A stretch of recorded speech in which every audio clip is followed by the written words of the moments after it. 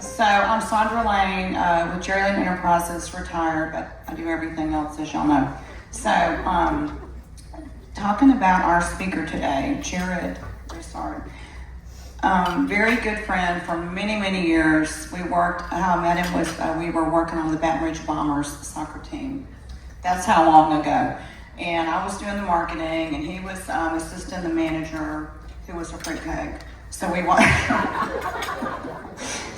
had a lot of stressful times trying to figure this guy out, but it ended up being fun. And we had my mom's stray dog on the field, Laney, the soccer dog, and it really was great. But Jared and I have a long history. He was at 33, he was at Channel 2, right? Channel 2. And AFB, and he didn't have beans. I said, honey, don't give me the black and white copy. I get the color. You know? So I get to be Mama Tipmaster, you know, and we had a good time together for many years. I'm very, very proud of what you and Ricky have accomplished. So now I'm going to start my real introduction. All right, I just had to throw that in. Jared Broussard's journey into agency ownership began during one of the most difficult moments of his life. While his 3-month-old son was undergoing open heart surgery at Boston Children's Hospital, he saw just how urgently people search for answers in critical moments. Already working in advertising and marketing, he recognized the industry needed to evolve, and the realization became the spark that would later come Blinkjar Media. Born in Baton Rouge, Blinkjar has grown under his leadership for 14 years, wow, already, into a nationally respected agency serving clients across the country. His expertise has been featured in transforming your nonprofit with inbound marketing. He has spoken at HubSpot's inbound conference while delivering keynote addresses for Louisiana Hospital Association, PROW, LSU's, High Sigma Epsilon, no, PSI? Because I think car business, that's per square inch, so. Sorry. I'm thinking of tires. Sales Symposium, and the 2024 AADEJ National Convention. Every semester, Jared returns to LSU's marketing program to share his passion and real-world insights with the next generation of marketers. We're very happy to welcome Jared Broussard to SME.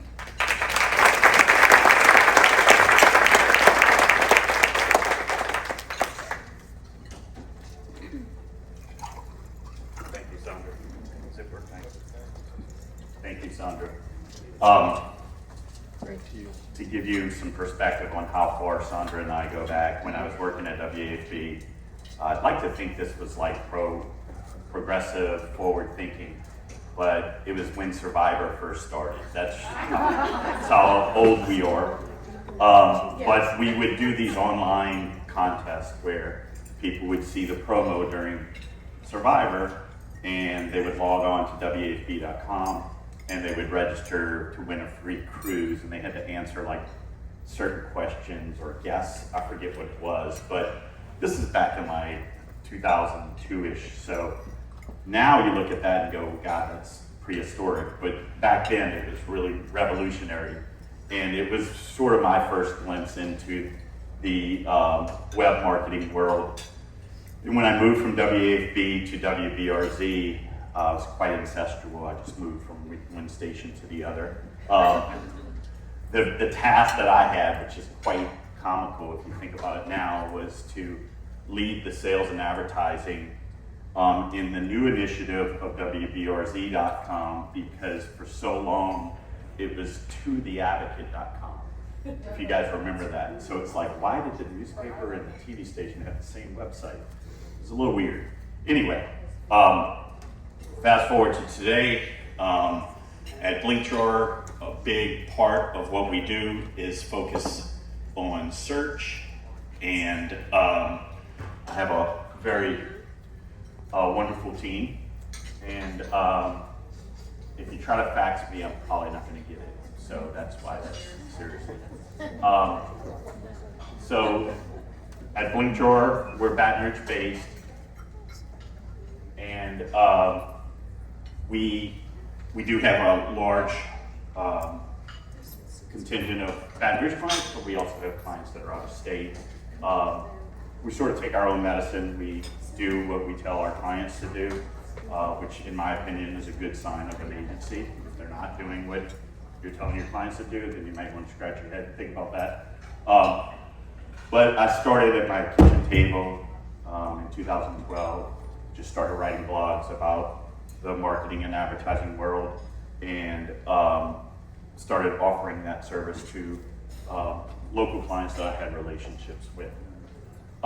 Before we get into the meat of it, and we have a lot to discuss, it's impossible to predict the future, and all attempts to do so in any detail appear ludicrous within a very few years. That's author Clark, who is like an author who predicted the future. I'm going to take it a step further and basically say everything we discuss here could change in the next 5 minutes. We could literally walk out the door and ChatGPT could announce some other new invention, or Google could announce an update, or whatever. Elon Musk can make fun of something. Who knows what's going to go on, but all I know is that it's changing fast. And anyone who tells you they know it all about AI or search, they're lying to you. If you don't have the attitude to learn and the want to grow in this industry, and I tell my team this all the time, you're going to be extinct in about a week. That's how fast these things are changing.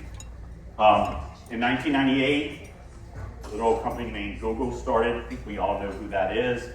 And they've been sort of the dominant force. I mean, from a marketing perspective, if you want to succeed, Google has to be a part of that, or you're really irrelevant.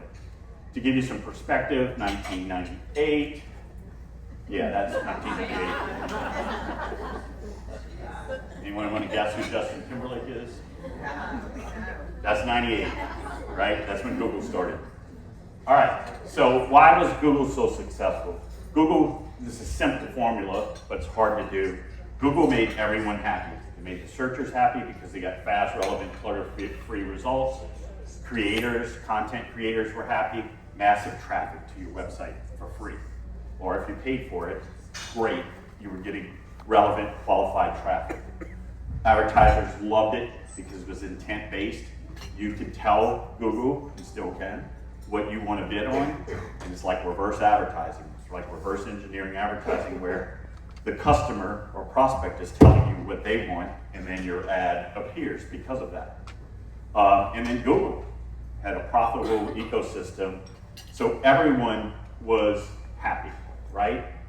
So for us, we did a survey, an internal survey of all of our clients. We said, for the Google properties of all of our clients, how much traffic does Google send to all of our clients, including Blinkjar? And it's about 54% of all traffic. That includes ads and organic.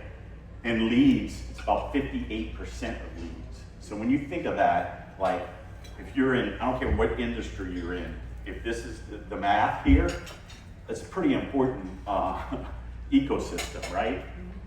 So it's the largest traffic referrers. I'm sure you guys all know this. 63% of all traffic that comes to sites, to websites across the world, 63% is a Google property. So over half of all referral traffic is because of Google. Where's that cheese? Way down. This changes and starting to change a little bit, but it's still, Google's still the dominant player. 85% of the search engine traffic market share. I mean, that's pretty much a monopoly, right? That's why there's lawsuits all over the place for Google.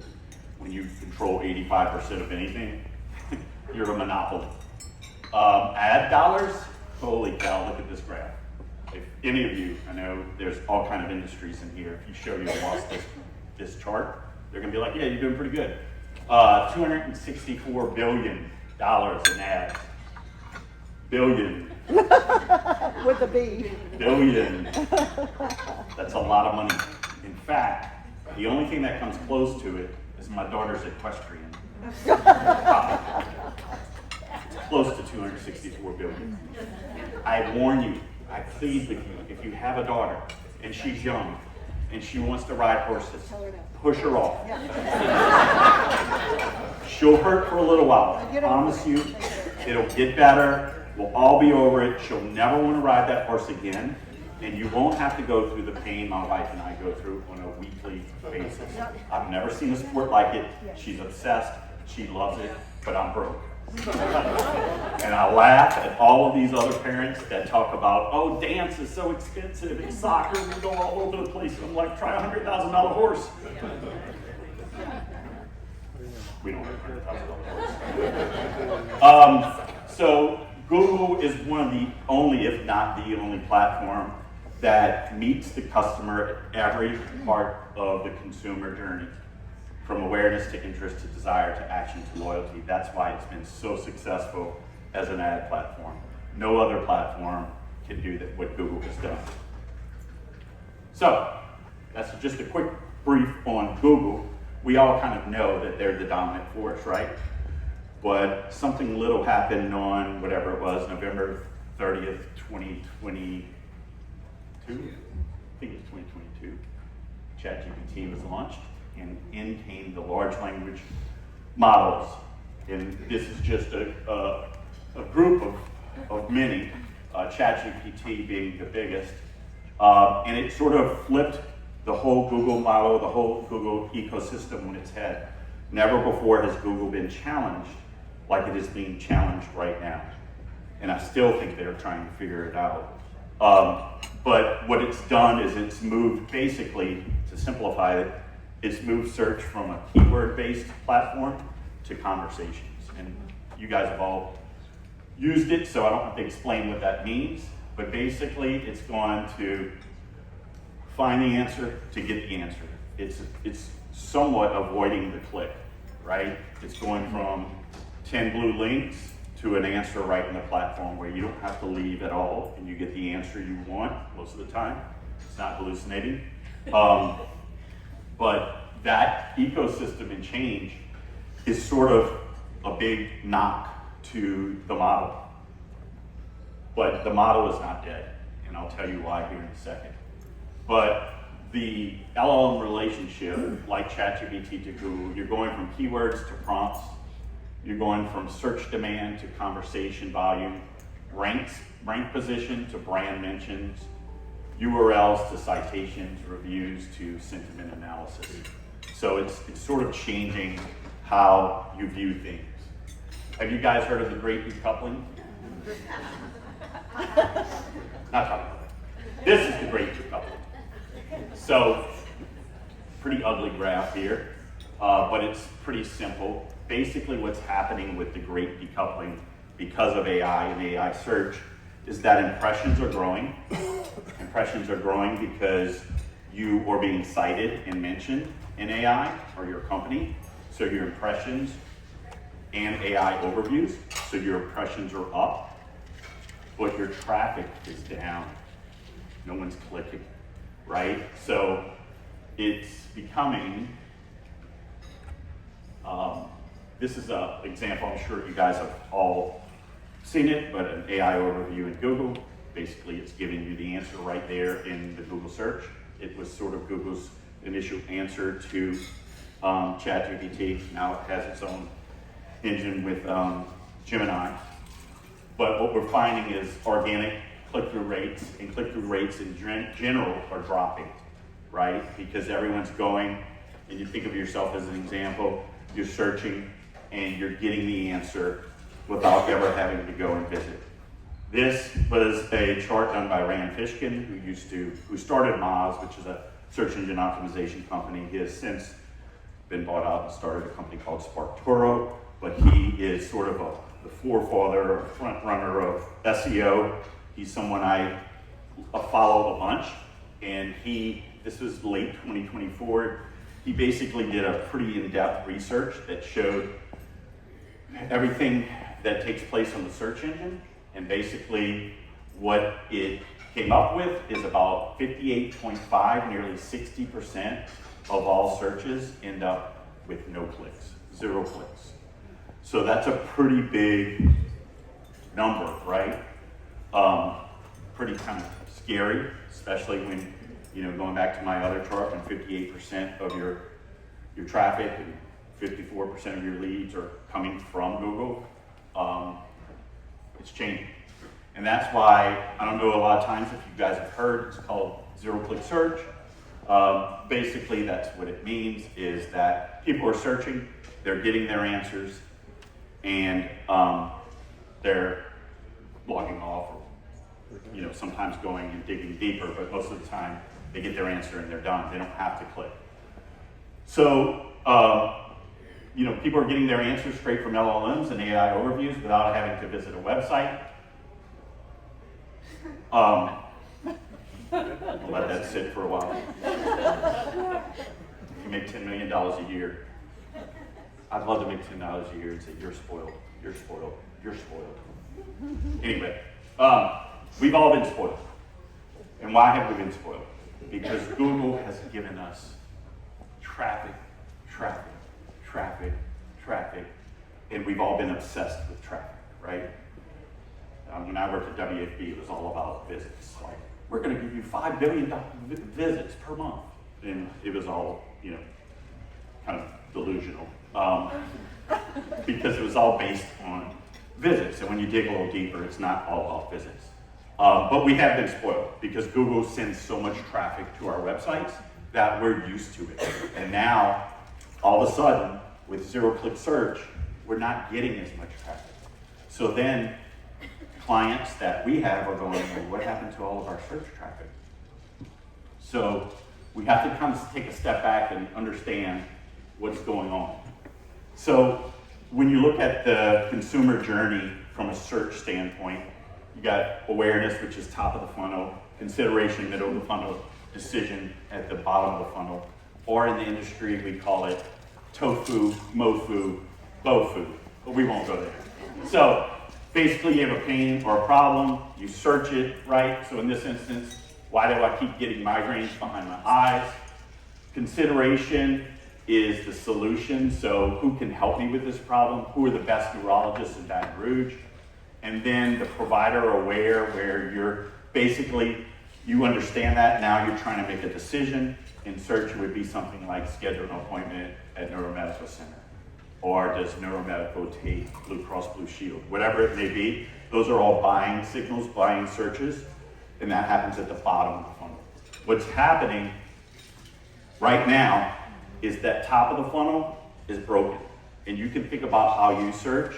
All the things you used to search for information is now being searched for on AI because it's top of the funnel. It's research. It's just getting the information you need. And so all of that traffic is gone from Google, like from the traditional Google search. It's nowhere to be found. But if we notice and we adapt to it, we can get more efficient. So again, looking at our clients, traffic is down 7% because of what I just said, but leads are up 11%. How funny is that? Like, traffic's down, leads are up. How's that happen? Usually that doesn't correlate, right? Well, what's happening is informational searches that once drove traffic, like previously, are now not driving traffic. They're gone. AI overviews, which are the answers, are covering that. And so people that used to have to click to the site to get an answer are not clicking anymore. So the web traffic's down 10, the organic traffic's down 17%, organic being any kind of search related topic that results in a visit to your website. That is down, but look at the leads, 137% increase. So why is that? So what's happening, and this is a hospital that we work with. So before AI overviews came in and search LLMs came into the picture, we were creating that top of the funnel content. Stuff like 3 levels of autism is explained. 4 stages of menopause explained. And so when people were Googling that, whether they were in North Carolina or California, we did such a great job of optimizing it, we were at the top of the search engine, this hospital was. And so they were getting tons, so much so that they outpaced their homepage. Homepage got 78,000 visits. 3 levels of autism got 187,000 visits because Google was giving you the opportunity to get all the clicks and all the traffic. Well, that is gone now, right? And so when you're up against those numbers from the previous year, you're going to get -10, -17, because that traffic no longer exists. They're getting it from the LLMs, right? And so what this boils down to, I love J-Lo, I'm not saying she's vain.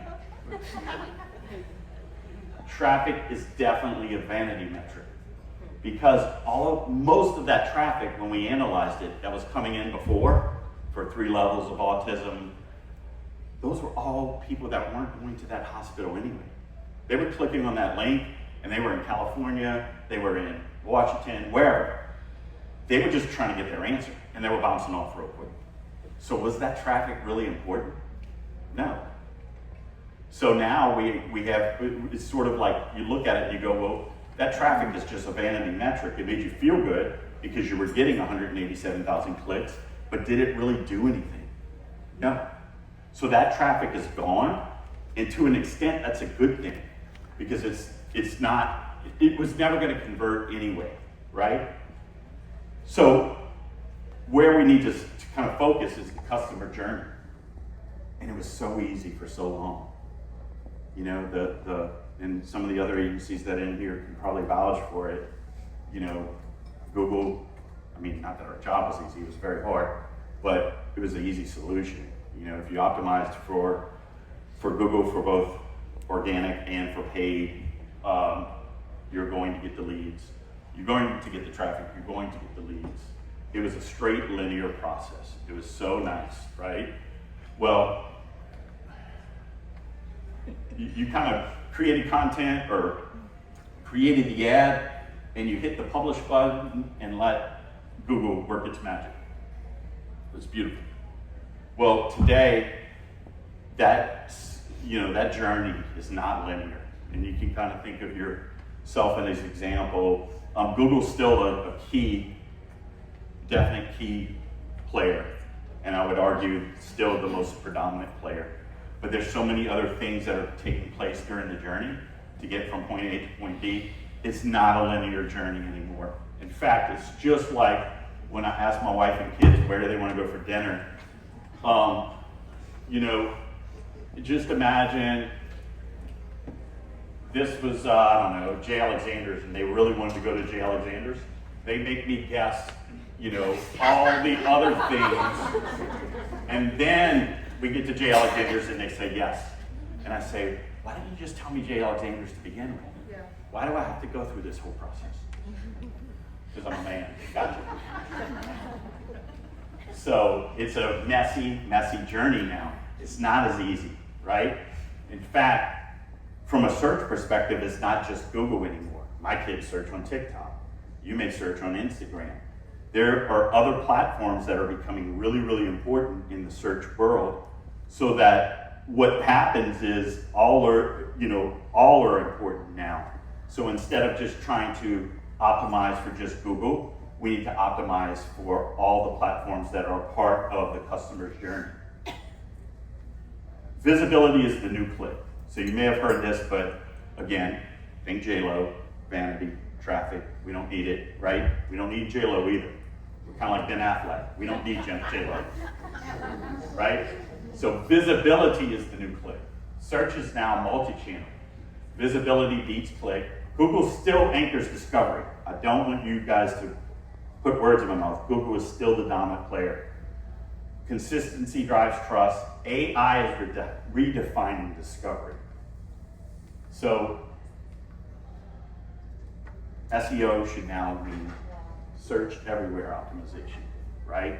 So when we look at it, Google's still in the middle, but we're optimizing for all kinds of different channels because of the journey, because of how I ask my wife and the kids to dinner. You need to search everywhere optimization. It's very, very important. So, this clicker, I'm sorry guys. So, in the old days meaning 4 years ago, like I said, it was a linear approach. We created content, we created an ad for Google, we clicked publish, and it was beautiful. Watch them come in. We can't just publish once. and forget about it. Now it's a publish once, distribute forever. And what that means is, let's say it's a blog that you've written about a topic. Take that blog and create videos on that topic, turn it into a 5 to 10 minute educational video or a 30-second preview video. Create visuals out of it. Basically, reiterate the point that you've made, but reiterate it, make it multimodal so that you're being optimized across all platforms, not just Google. So take one content piece that you made and reframe it across all platforms. So the hard work is creating that one piece of content. Once it's created, from a marketing perspective, turn it into 10 to 12 different things so that, again, you're searching everywhere and you're being found. Does that make sense? Sounds expensive. You use your brain, not your wallet. Get one of my seats t-shirt for you. So how does your business become more visible in this new AI world? If you look at it kind of as a pyramid, the top is trust and authority signals, context and content strategy, and foundational SEO. I always laugh because people, you probably have either gotten an email or seen a video about some sort of like fancy AI strategy to be found in search. And I've got a dirty little secret. It's all SEO. It's all the same foundational methods. They're just putting lipstick on it. That's all.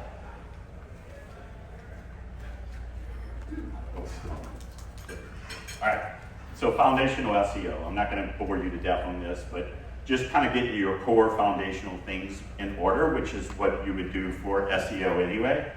Your site speed, mobile optimization, schema markup, secure HTTPS, optimize metadata, and make sure your page titles, descriptions, headings.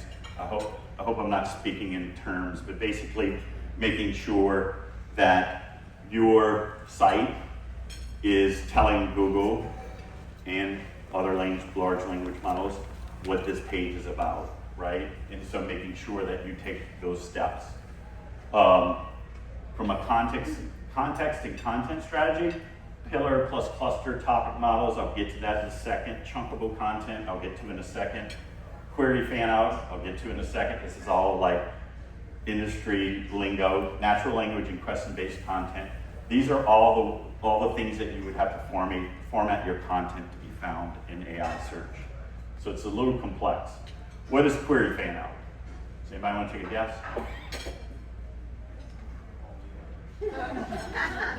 That is not query fan out. That is a fan,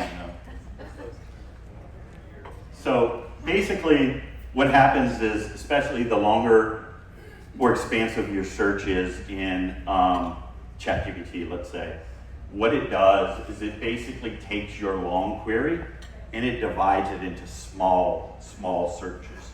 So it's like, think about, you put in this long search query and 12 people go out and search it in different segments for you and comes back with one answer. That's what the LLM is doing.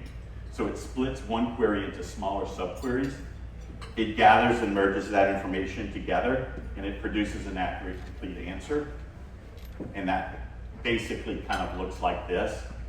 So the prompt is, what's the best laptop for a college student who needs long battery life and does some video editing?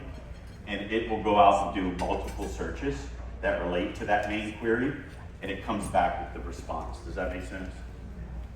So in that response, a lot of times you'll notice that there are companies that are mentioned, and there are companies that are cited.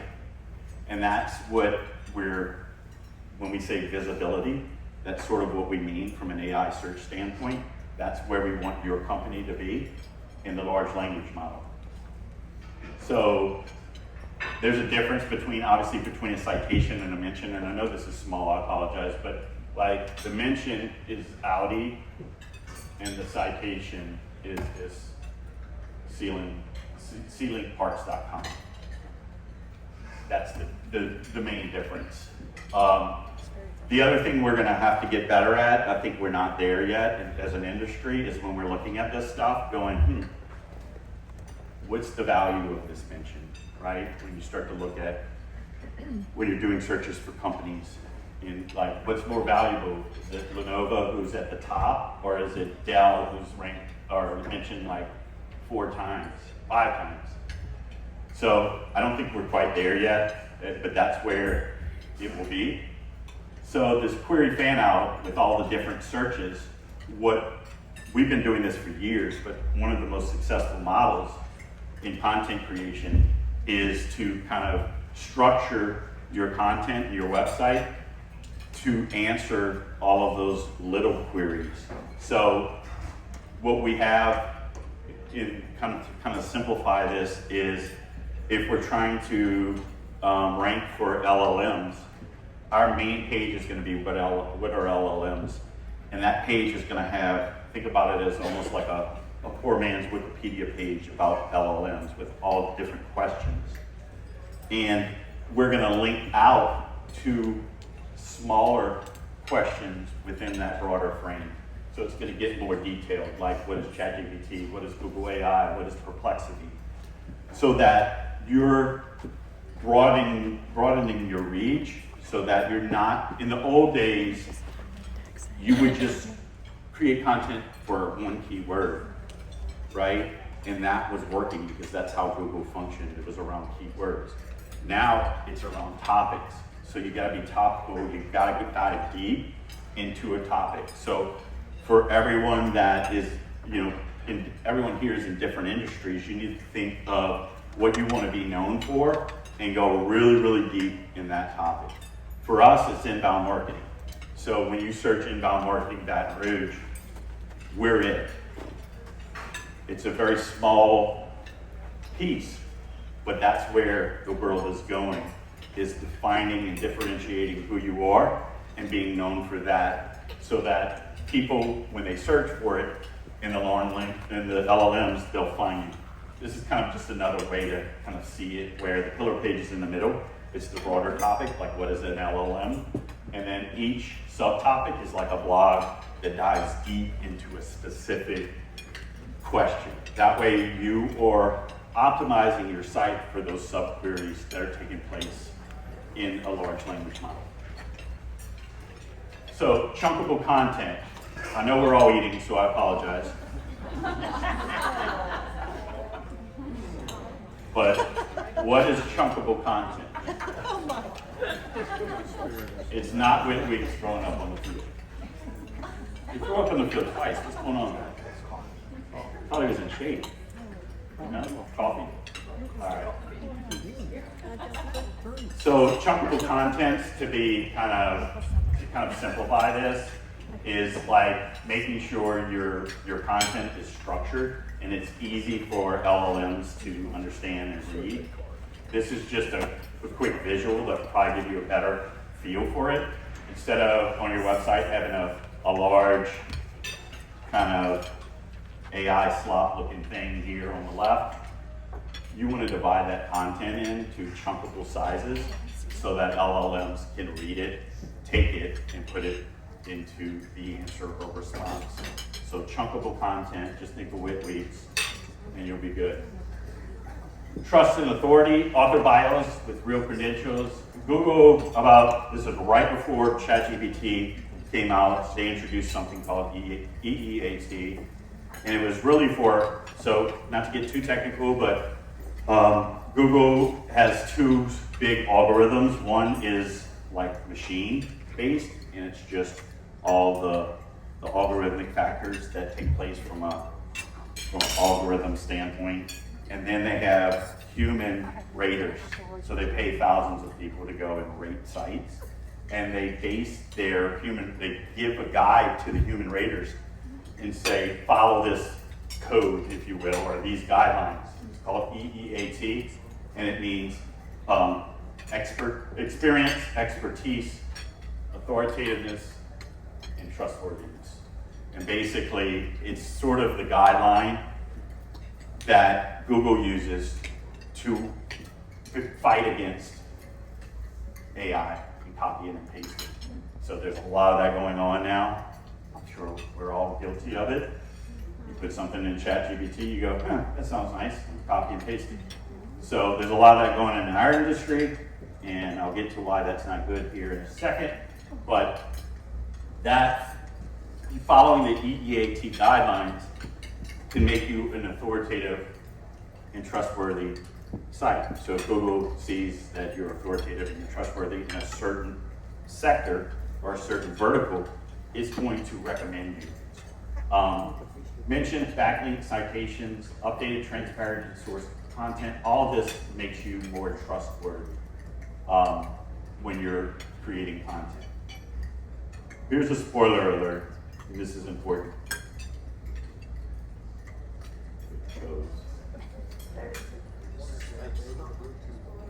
I'm doing this on purpose. Might be too far. I have a little technology. Taylor Swift and Travis Kelce, they're just all fabrication. I don't know. I have no idea. I'm just making that up. The real spoiler alert.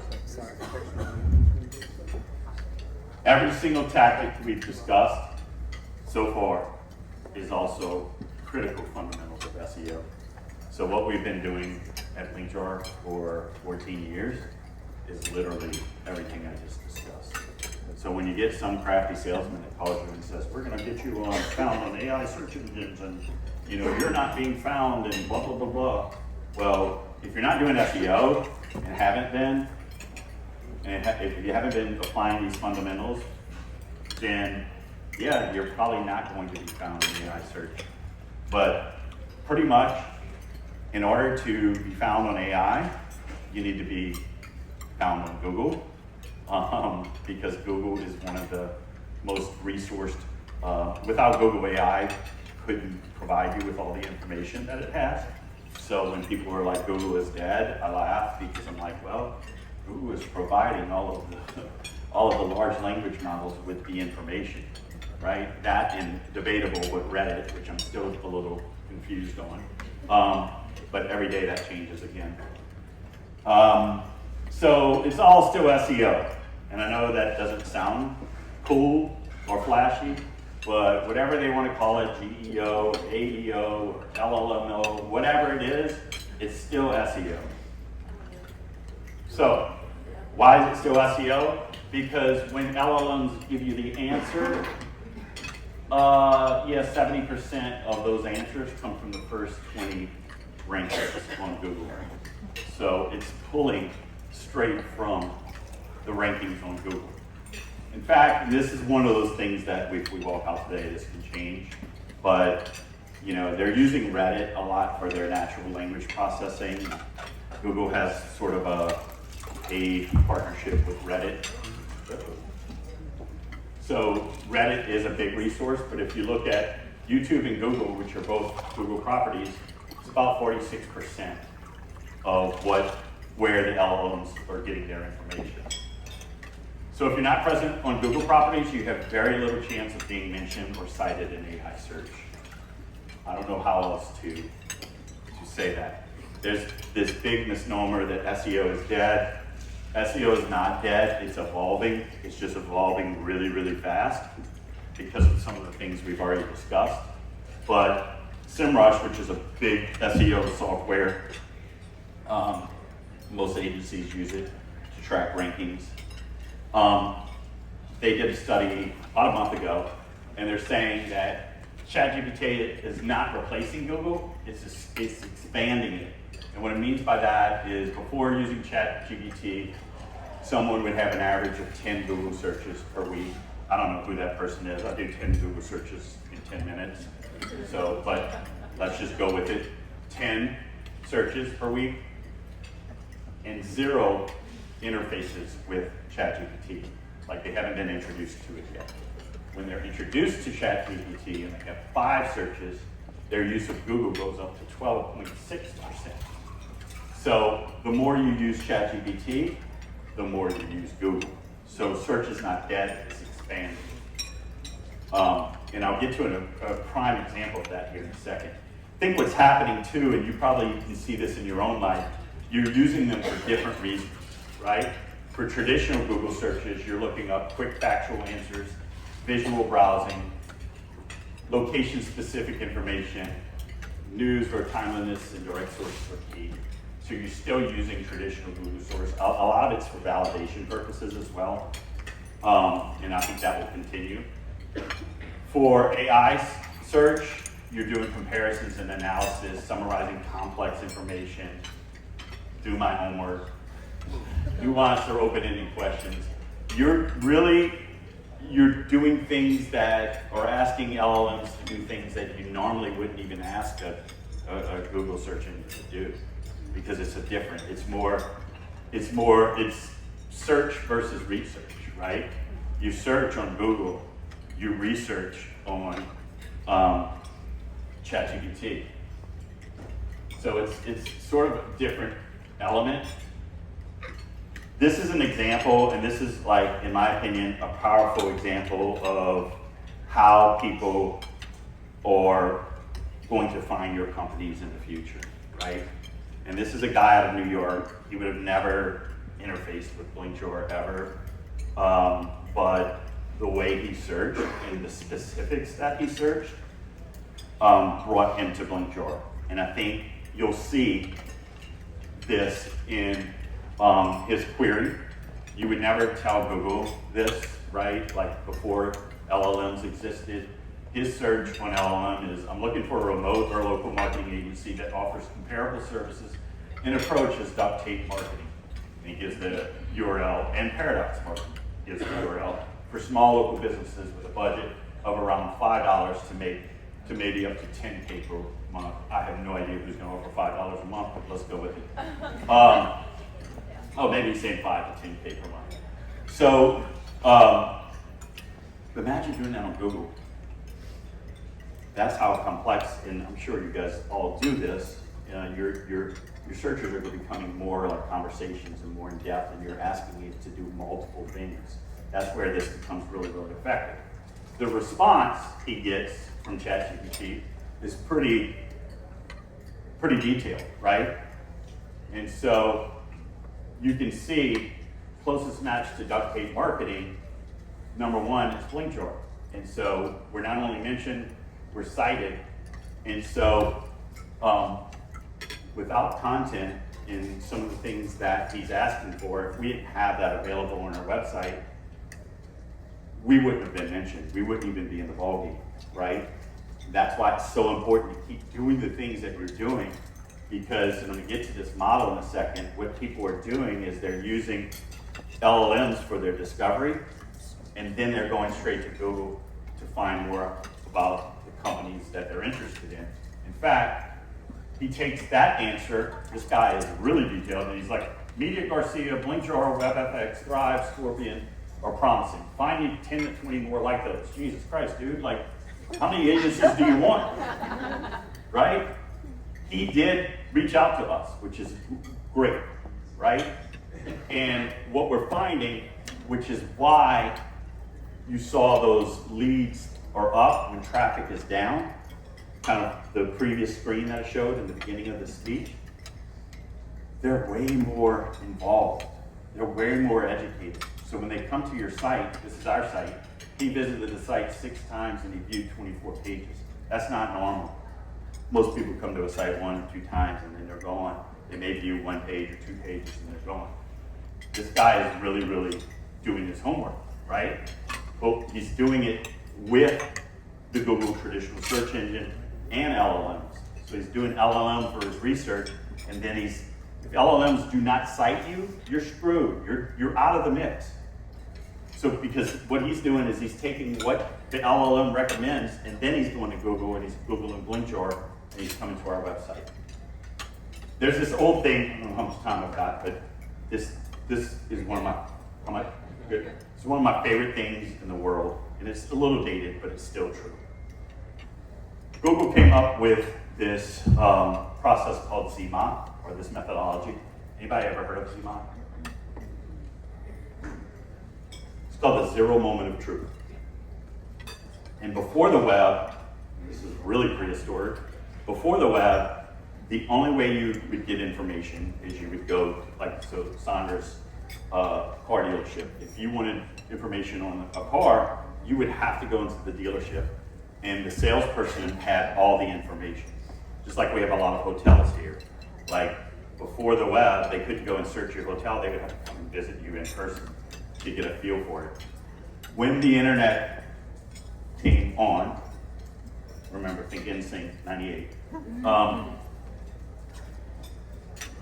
What happened was that process changed. And what happened was it was called the zero moment of truth. It used to be the first moment of truth was going into the store or going into the dealership, right? The zero moment of truth is something would stimulate in your mind, like, oh, new Cadillac, right? You would see a TV commercial or a radio spot or a billboard, and that planted the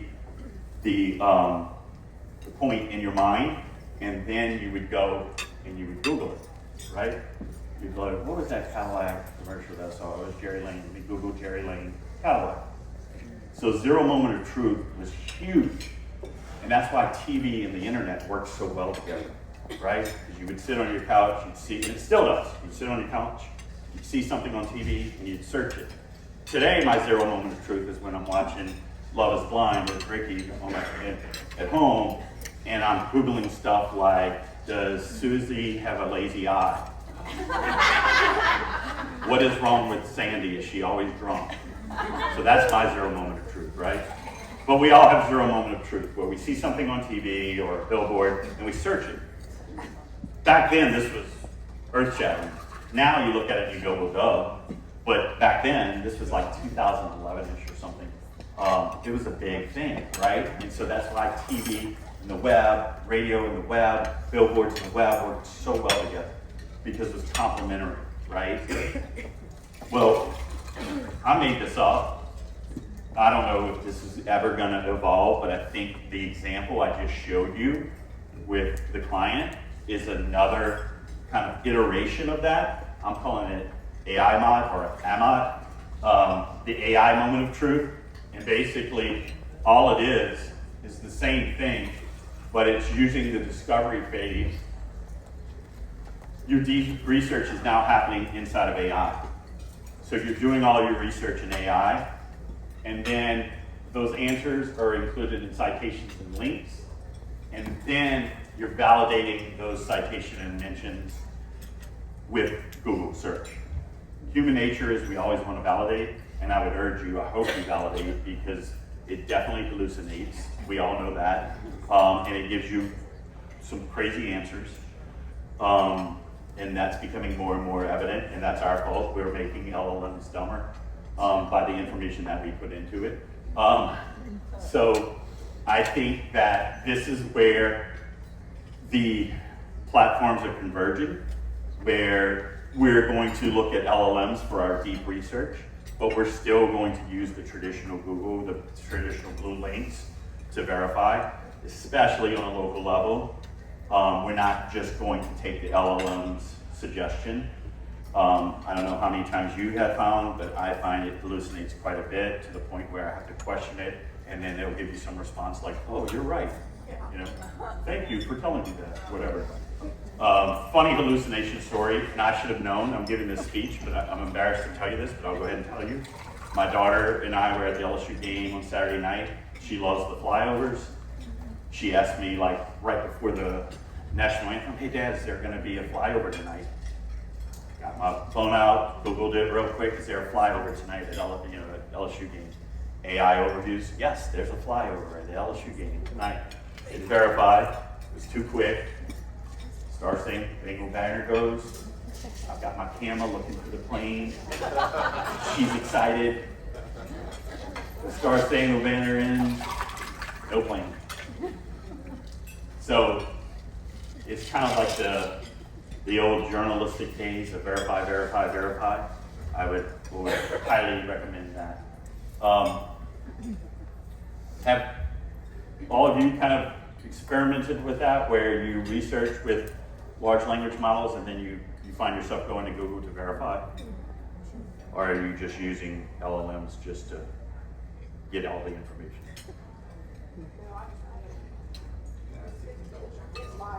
It does lie a lot, yeah. Oh, it might be, yeah. It's very confident in its answer. I tell it when it's wrong. I'm like, you are wrong. Yeah. You're right, I am wrong. The conversion rates, kind of going back to that chart where our traffic is down, but our conversion rates are up, and the example that I showed you with the client that's doing deep research on his agencies, almost to a fault, like he's really going in deep. The conversion rates are much higher because that buyer or that prospect is much more educated. So I will tell you, we're still in negotiations with that guy, and he's a hard one to, he's definitely doing his homework, but I find that he is definitely more qualified and worth it, and I think you're going to see that with your companies, that people that have done their research and then come to your site after doing both an LLM search and a Google search are going to be far more qualified. They're going to convert at a higher level than ones that do not. I don't know where they get this Google organic conversion rate. That's really, really low. 1.7, that's not. Ours are much higher. I'm sure everyone's are much higher. That's just a little bit of a hallucination there, but we'll go with it. The point is LLMs are converting at a much higher rate. That's not the end, I promise. Computer fall asleep. Hey.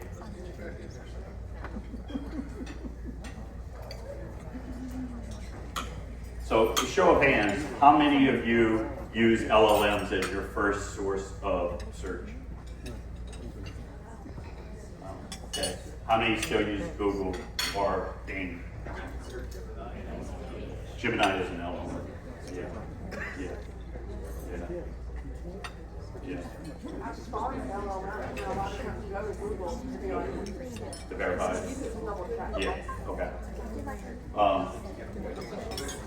Yeah.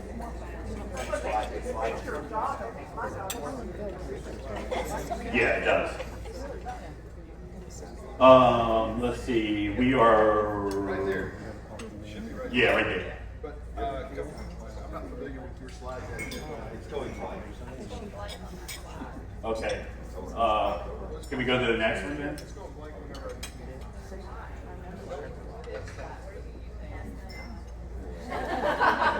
if it was a link to his slide deck, but I'm not familiar. The slide was there. I'm just saying, I don't know what program. The program is a beautiful AI.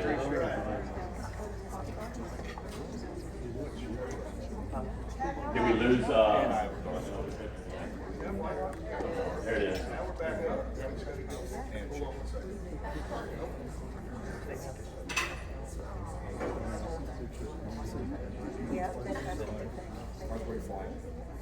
It's like a good review.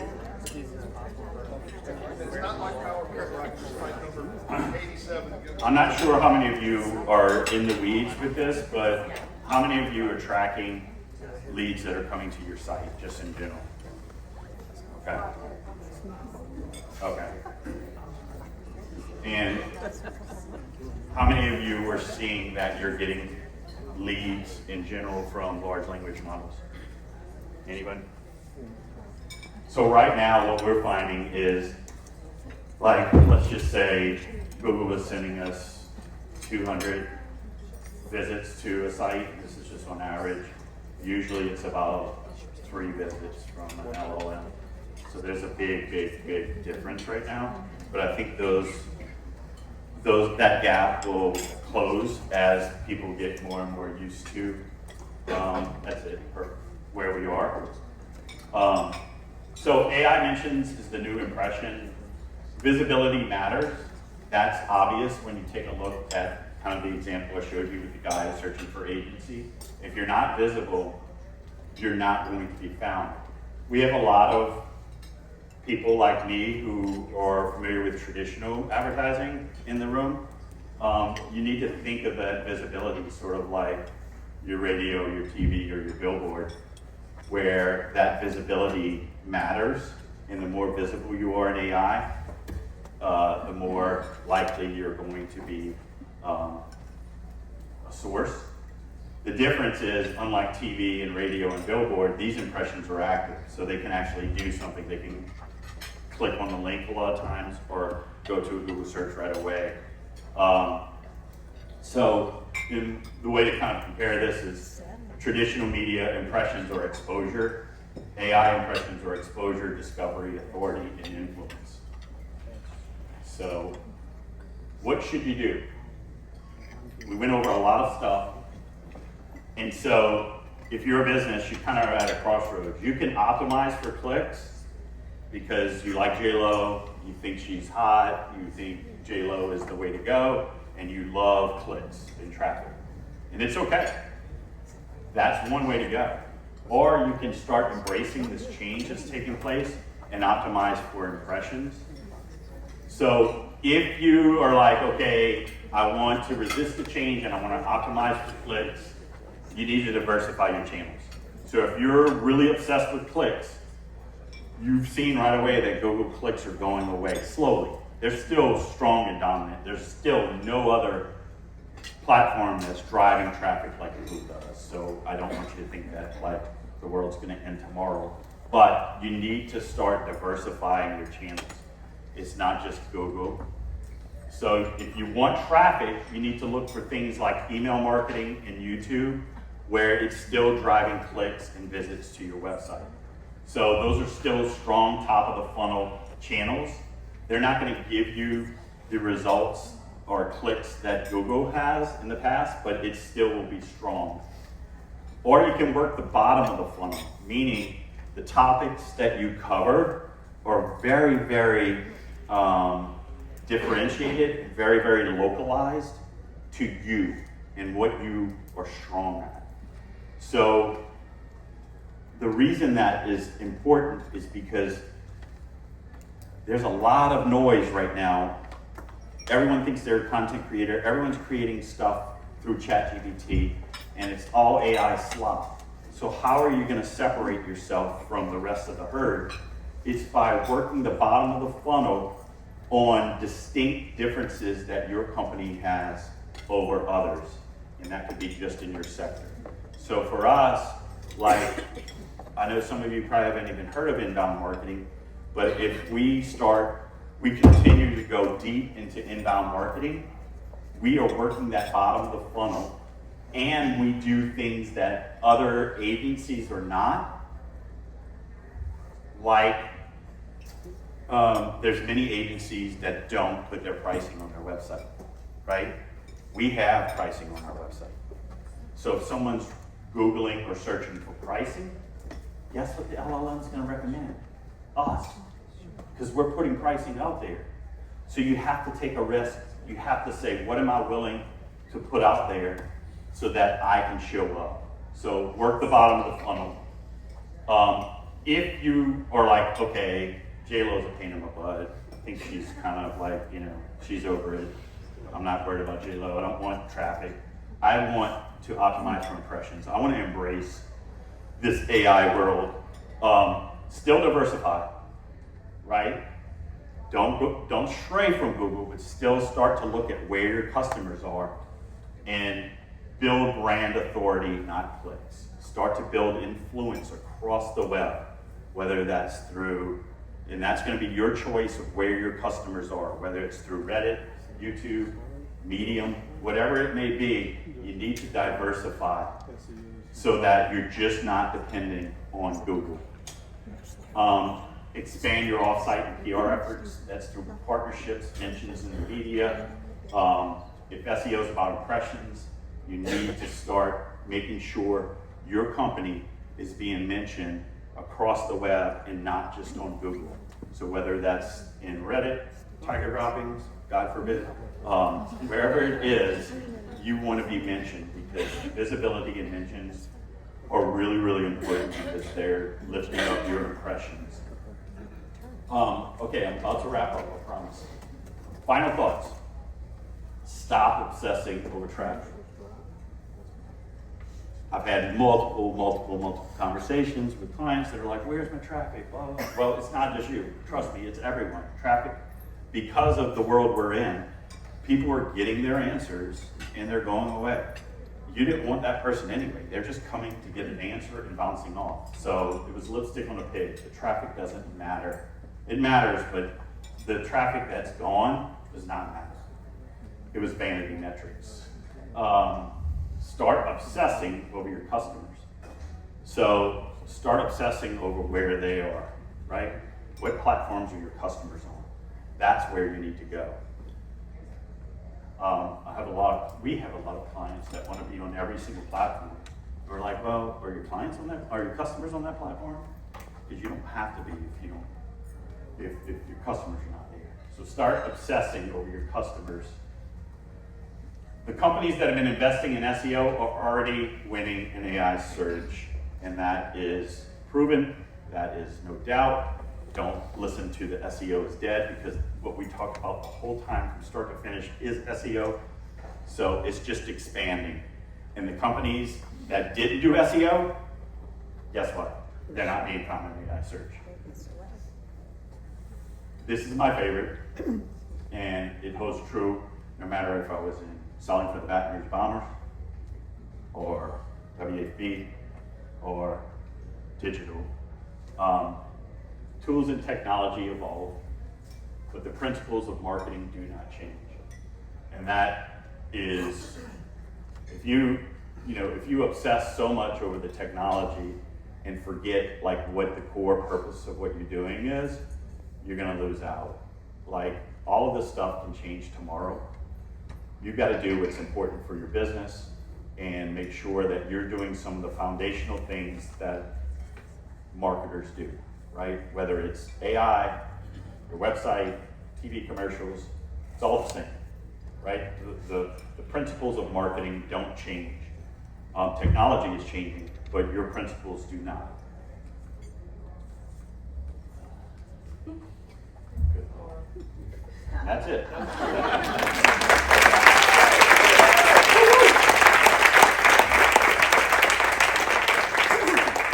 Any questions? I hope I didn't it's hard because when you're preparing for this, you have some that are in the business that know this, and they're like, yeah, Jared, this is boring. We know this. And then some that are like, this is very foreign to them. So kind of putting this together for a group that's diverse is a little bit of a challenge. Hopefully I wasn't too off on that. Questions? Yes? So, crime scene cleanup company, right? A little different than anybody else in the room. And I'm very, I feel like I know, but I don't know, right? Because I took a marketing class at LSU. Yeah. But, Hopefully it wasn't Aaron. no, I know the principles of marketing, I remember that. But, so we have a company that we use, I don't know, they reached out to us, oh, we can do blah, blah, blah, blah, blah, blah, blah, blah, blah, all that stuff for you. How hard is it to switch from one company to another? Because I've always heard oh, we're doing all this stuff that, if you stop doing that or if you switch, it's kind of like they dig you between a rock and a hard place. Yeah, they use the old yellow page tactics. Like if you pull out a yellow page, you're gonna close. Yeah. Yeah, That was my favorite. I ask questions every month, oh, what are you doing? What did you do this month? It's like, I'm paying you this amount, but what did you do? Oh, well, they rattle off all this crap, and it's like, so, sure, that sounds I don't want to speak badly of that agency. They're not local, by the way. What we do is we have regular meetings with our clients because of that fact. And the ones that we have meetings with on a regular basis are bought in and they know what we're doing. We also have timetables of what we're doing, and we also are very transparent with when we meet here or kind of preview, this is what we did, this is what we're going to be doing. And most of the time, we have a point person that's very involved, so there's no question of what are you doing. That's not easy, it takes a lot of work. How hard is it to change? Really the biggest issue, change is not hard, the biggest issue is getting some of the specifics, kind of the devils in the details of who hosts your website, who has to sign in to all your marketing platforms like social, and what website are you in? WordPress, or you're in Duda, or you in HubSpot, what are you in? You have that sign-in information. So really getting all of that stuff transferred is kind of the messy details. Is it hard? Absolutely not. But you know, I would also give that agency a chance to explain what it is that they do, because they could be doing something good, you know. So, does that answer your question? Yeah, no. Okay. Yes, Aaron. So, plug for my LSU students. Literally, the assignment that's due this week on Monday after fall break, so they kind of hate me, is make a pillar page and then we'll talk about the needs of it. It's like, Yep. so Yep. hire my students. That's They awesome. do their- You're in the right track. That's great. You're prepared and prepared for that. Any other questions? Yes, Andy. So since we have seen the complete, Yep. A, what's happening, I mean, what I've heard is stay where you are in terms of SEO, or get where you're not. Like, I heard the importance of Yeah. that. But do you feel like it's important to be more diversified in general in your spend, in your direction? I.e., is there a return to some traditional? Is there things that we don't even know yet? Because the yellow pages are gone and the newspaper's gone, and you and I both had to Yep. Yep. right? And that was sometimes like getting a cat to bark, because people are creatures of habit, and because their dad was in the newspaper, they wanted to be in the newspaper. So Right. that was hard, yes. Right, Absolutely. but do you see that return? And do you make recommendations for more diversification than you did, say, 5 or 10 years ago? So I'll answer it kind of in backwards format. I think diversification is critical because of what we mentioned about the search everywhere optimization. Because of what I will say it with a caveat, I still think Google needs to be your driving force because it's so dominant. It's if you do nothing else with your marketing, and I tell our clients this all the time, do the basic stuff with Google, most of it free. Like start your Google profile page for your business. Make sure that you're creating content. All of that is still critical and foundational. I do think that other platforms are going to become more important. And I do think diversification is critical. So I wouldn't go crazy with it, but I would find things that where your clients are, whether it's TikTok or Instagram, and start to put more investment in those places. That makes sense. I am big on traditional media because of my background. A lot of agencies like me are like, oh, traditional's dead. I don't think traditional's dead. I still think there's a place for it, especially if you have the budget for it. So foundationally, I think you should do all the things for your company that are free and basic first. It's like cleaning your house before you invite people over. Cleaning that house is doing all of the stuff on Google to make sure you're listed properly, you're optimized, so that when you go to advertise on TV or radio and people come to your site, it's correct. So I do think diversification is become critical. The other thing is, and this is like Gary Vee, I don't know if you guys have heard of Gary Vee. He's a crazy guy, he's entrepreneur, he speaks like 1,000 miles an hour. He spoke here about 10, 12 years ago. Did he really? Wow, that's cool. Gary Vee says marketers ruin everything, and we do. Like, we find a new platform and we like go find ways to kind of, mess it up and like try to optimize it and be found and trick it. I think that's taking place a lot right now in AI. And I think you're gonna start to see AI put in some guardrails that are not there yet. And I also think that because marketers mess everything up, what we need to pay attention to, and I didn't have time to mention it because it's a whole other sector, is that ads are gonna change, right? And I don't think Google has the answer for how they're gonna change. But just like organic clicks are down, paid clicks are down, I don't know if you've noticed, but just this week, Google has subtly changed how it looks at the top of the page. It just has one sponsored line, and the links don't have the word ad under them anymore. So it's sort of a mental perspective of, oh, I'm clicking on an organic ranking when you're actually clicking on a paid, and that's to drive clicks up. I think ChatGPT OpenAI just announced that they're hiring for a ad director. So that's pretty big news. What that means is that they are going to launch an ad platform in ChatGPT. And my guess is that ads will be embedded right where the content is. And you could bet marketers are going to destroy that. We're going to just annihilate it. And so just be prepared for that because it's coming. I love, love, love when founders like Sam Altman say advertising is pointless. We will never advertise. We will never have advertising. Zuckerberg said it. The Google founders, 264 billion. One of the first days that they were, started, they said we will never have advertising. Isn't that funny? Like every platform thinks that they can live without advertising, and it's a joke. The ones that stick to their guns and do not add advertising are extinct, they're gone. So subscriptions are not enough. Advertising will come, and you better believe it's gonna be a battle between ChatGPT and Google on the ad platforms. Thank you, Jerry. Sure.